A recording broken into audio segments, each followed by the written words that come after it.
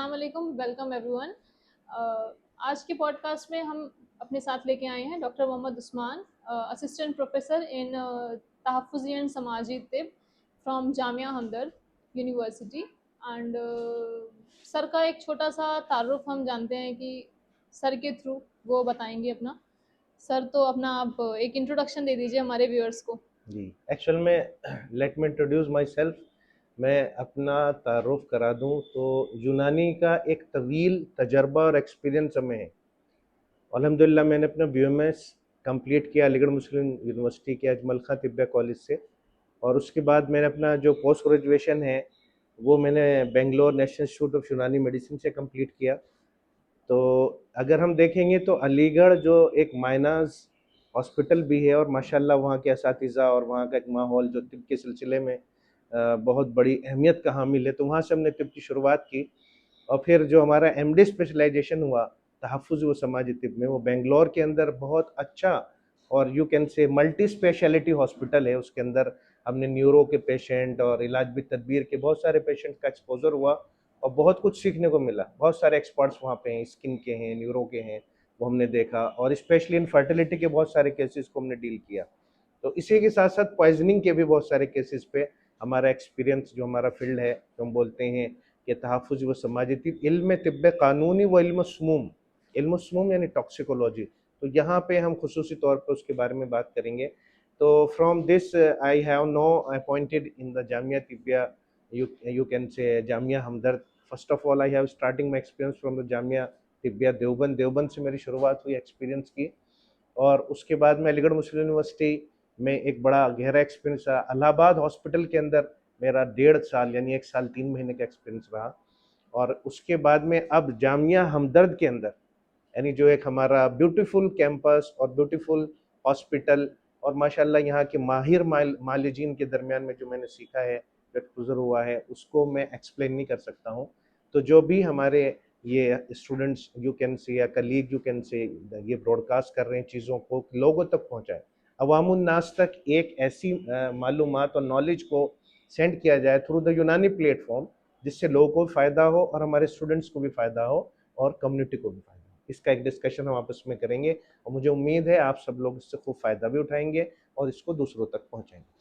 तो सर से जो हम पॉडकास्ट आज स्टार्ट कर रहे हैं, जो हम सवाल जवाब करेंगे वो हम पॉइजनिंग के ऊपर कर रहे हैं, क्योंकि सर को बहुत नॉलेज है, अच्छी नॉलेज है पॉइजनिंग को लेकर के।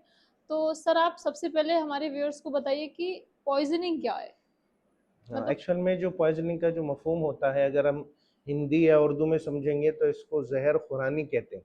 तो सबसे पहले तो दवा और जहर में फ़र्क क्या है, कि दवा जब जिस्म के अंदर जाती है तो वो अपने जो तासुर जिस्म में देती है, वो कोई ऐसा गलत असर या कोई ऐसे जितने फंक्शंस बॉडी के होते हैं उनको डिटेरियोरेट नहीं करती है, उनको धर्म भरम नहीं करती है।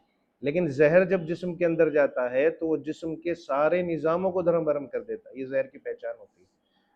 और कोई भी तरह का जहर हो, चाहे यू कैन से हमने उसको इंजेस्ट किया हो या उसको इनहेल किया हो, यानी चाहे तुमने मुंह के जरिए उसको लिया हो या नाक या सांस के जरिए उसको सूद किया हो, या किसी भी रूट से इंट्रामस्कुलर जिसको हम कहते हैं मांस के अंदर से लिया हो, या नसों के अंदर से, बहुत लोग एडिक्शन करते हैं। आज एक बड़ी प्रॉब्लम हमारी सोसाइटी के अंदर वो एडिक्शन की है। तो इस पे भी हम लेटर ऑन अपने क्वेश्चंस में रोशनी डालेंगे कि इस वबा से हम कैसे निकल सकते हैं, उनके हमारे यहाँ क्या क्या तरीक़ेकार हो सकते हैं जिनसे हम एडिक्शन से बच सकें, और जो मुख्तलिफ जहर हैं उनके बुरे असरात से अपने आप को महफूज कर सकें। चलिए, आपने जहर तो बता दिया क्या जी होता है। जी। तो सर, जैसे बहुत कॉमन पॉइजन्स होते हैं, जैसे बहुत सारे, जैसे डेली यूज में हम जो चीजें लेते हैं, कभी कभी वो चीजें पॉइजनिंग कर देती हैं। तो ऐसे कौन से बहुत सारे कॉमन पॉइजन्स हैं जो डेली लाइफ में हमें मिलते हैं और वो पॉइजनिंग कर सकते हैं।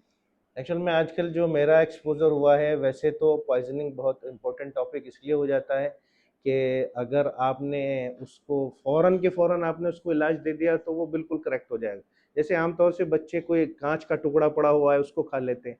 हमारे यहाँ इसके लिए सबसे बढ़िया बताया जाता है मैकेनिकल एंटीडोट। तो वो एक तिर्याक होता है मैकेनिकली, यानी हम जो बनाना होता है उसके पीसेस को खिला देते हैं।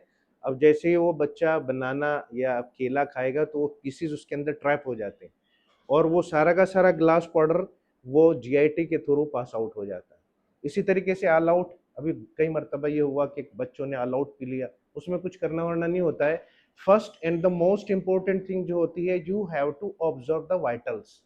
जो वाइटल्स हैं उनको हम रिकॉर्ड करेंगे, क्या आया उसको रेस्पिरेशन में कोई प्रॉब्लम तो नहीं हो रही है, हार्ट बीट्स में कोई प्रॉब्लम तो नहीं है, और एब्डोमिनल पेन वगैरह तो नहीं, या कोई रिएक्शन उसको तो नहीं हो रहा है, कोई मोटर न्यूरॉन रिएक्शन या इस तरह की जो प्रॉब्लम्स हैं उनको तो डेवलप नहीं हो, जैसे ब्लरिंग ऑफ विजन बाद बच्चों में डेवलप हो जाता है। तो एनी हाउ 24 आवर्स हम उसका ऑब्जर्वेशन करते हैं। अगर सारे वाइटल्स और साइन एंड सिम्टम्स नॉर्मल हैं तो हम बच्चे को जो है वो डिस्चार्ज कर देते हैं, और अगर उनके अंदर कोई अबनॉर्मलिटी है तो फिर उसको ट्रीट किया जाता है।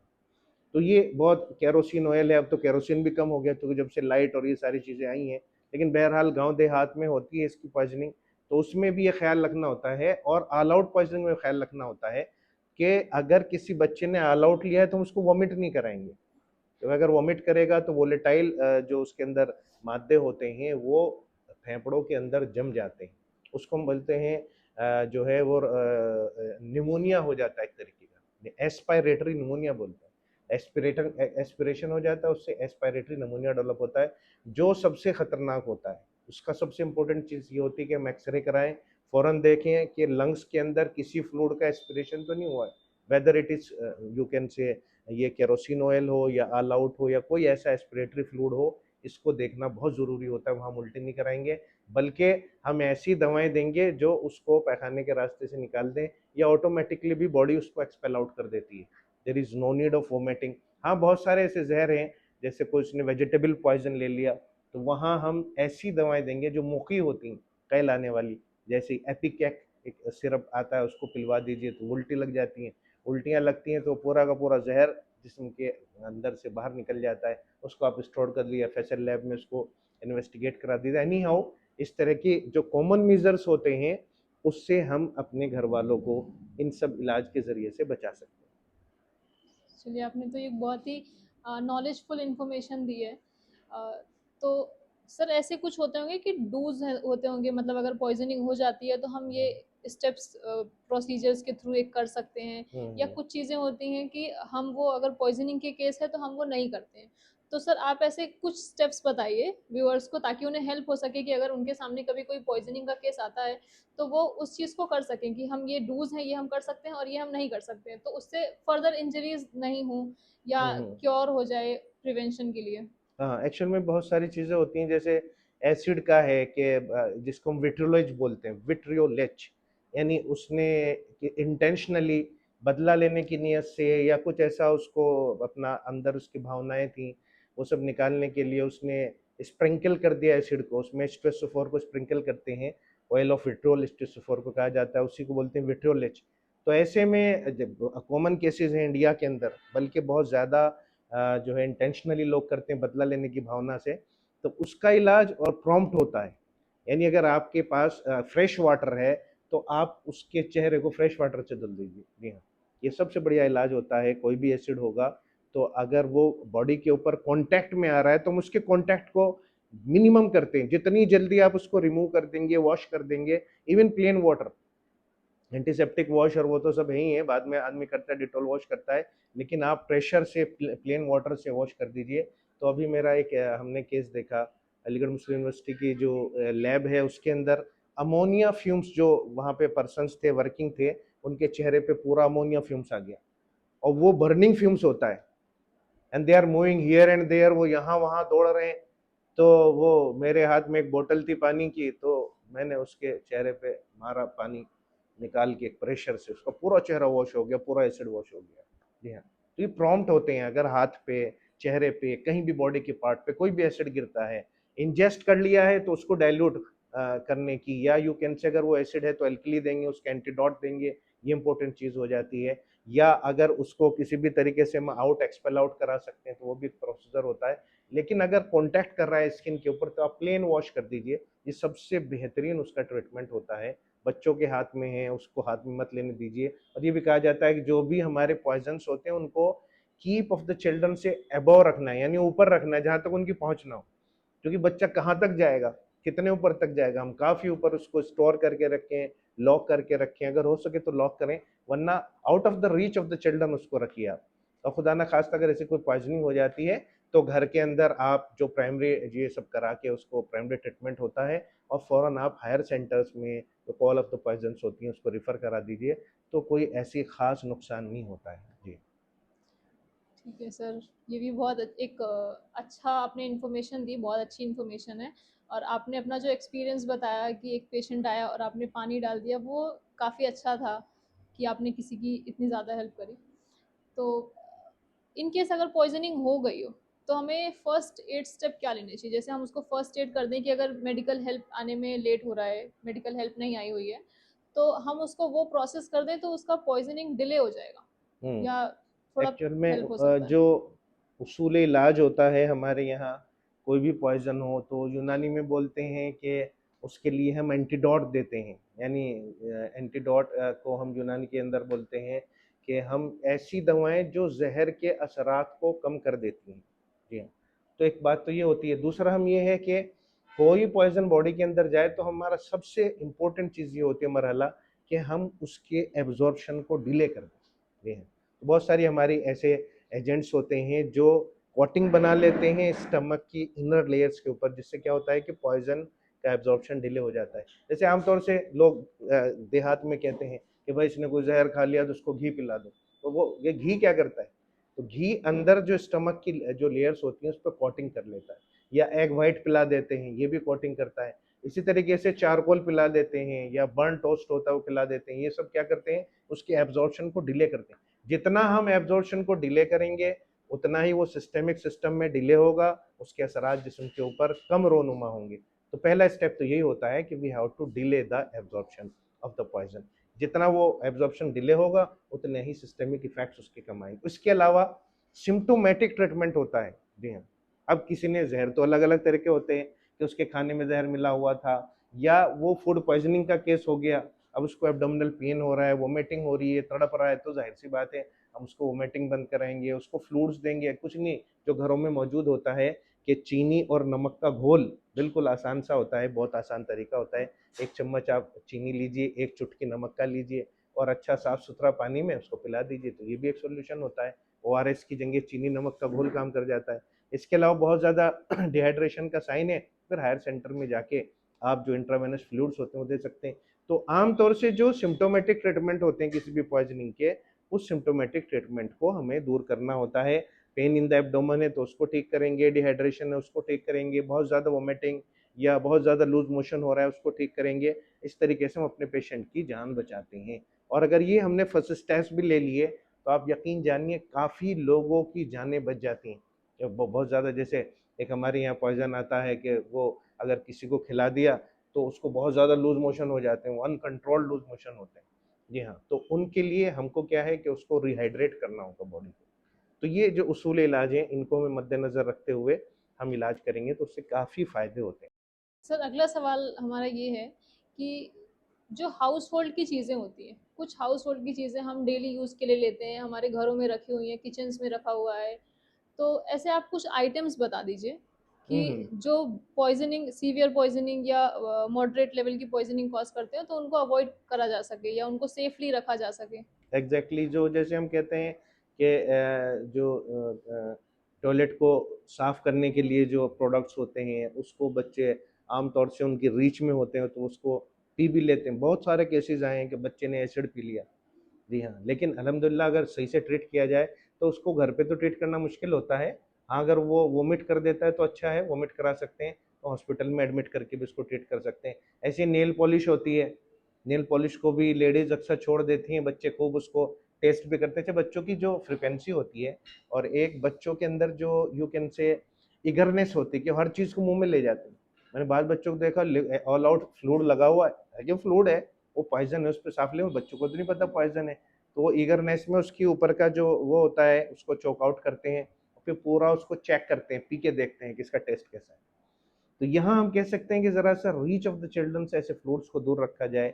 नेल पॉलिश है या ये इस तरह के एसिड्स हैं या फर्श को साफ़ करने वाले एसिड्स हैं, टॉयलेट को साफ़ करने वाले एसिड्स हैं, इस तरह की चीज़ों से हम बच्चों को बचाएँ। ऐसे ही और भी इलेक्ट्रिक कोई सामान है उसमें हार्म पहुँचने की, बर्न के चांसेस हो जाते हैं, तो बर्न से भी बच्चों को बचाना चाहिए। आग पे खेलते हैं या गैस पे काम करते हैं, गैस को खुला छोड़ देते हैं, तो ऐसी चीज़ों से हमें अपने घर में ज़रा सावधानियाँ बरतनी चाहिए। सर मेरा एक सवाल था आपसे कि जी। जैसे कोई पॉइजनिंग का केस हो गया, हम्म। तो हम उसके सराउंडिंग्स में देखते हैं कि कौन सी चीज़ें पड़ी हुई हैं, उनके थ्रू हम पता लगाते हैं।